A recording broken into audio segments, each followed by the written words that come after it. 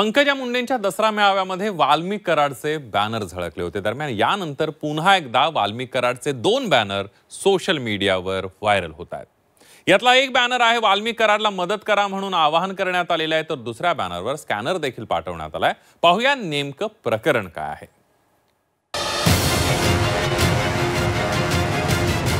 संतोष देशमुख हत्या प्रकरणात गजाड असणाऱ्या गुंड वाल्मिक कराडच्या समर्थकांचा मास काही उतरताना दिसत नाहीये, कारण बीडमध्ये वाल्मिक कराडच्या समर्थकांकडून त्याचे बॅनर व्हायरल करण्यात आले। या बॅनरच्या माध्यमातून वाल्मिक कराडला मदत करण्याचं आवाहन करण्यात आले, तर दुसऱ्या बॅनरवर मात्र दसरा मेळाव्यात येणाऱ्यांसाठी मदत करा असा आशय आहे।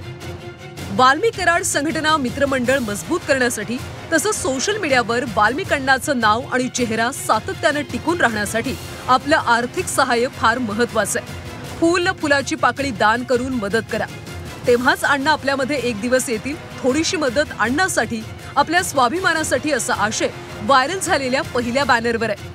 तर दुसऱ्या बॅनरवर भव्य दसरा मेळावा वाल्मिक अण्णा कराड मित्रमंडळ महाराष्ट्र राज्य यांच्यातर्फे दसरा मेळाव्यासाठी भगवान भक्तिगड इथे येणाऱ्या जनतेसाठी अल्पोपहार, पिण्याच्या पाण्याची व्यवस्था करण्याचं योजलंय।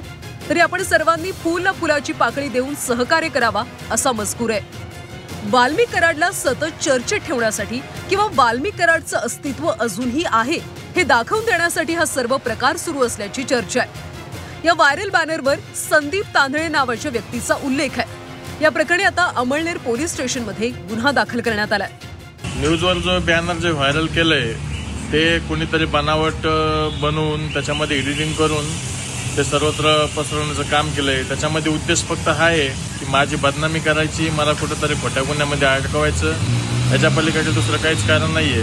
तरी पोलीस प्रशासनाला मी विनंती करतो की जो कोणी तो बॅनर एडिट केलाय त्यांच्यावर त्यांचा शोध घेऊन त्यांच्यावर कडक कारवाई करण्यात यावी।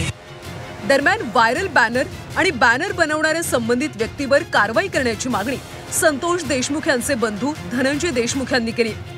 याबाबतची माहिती जिल्हाधिकाऱ्यांना दिली।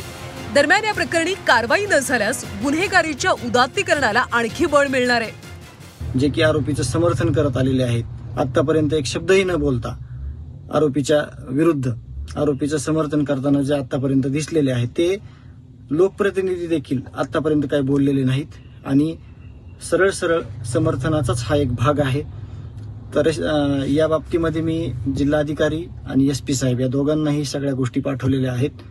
काय कारवाई होती याच्यावर हे बघणं खूप महत्त्वाचं आहे आणि त्याच्यावर जोपर्यंत कारवाई होत नाही तोपर्यंत ह्या गोष्टी अशा किंवा ह्या आरोपीचं उदात्तीकरण करणं हे कायम चालू राहणार आहे। संतोष देशमुख हत्या प्रकरणात वाल्मिक कराड सध्या जेलमध्ये आहे।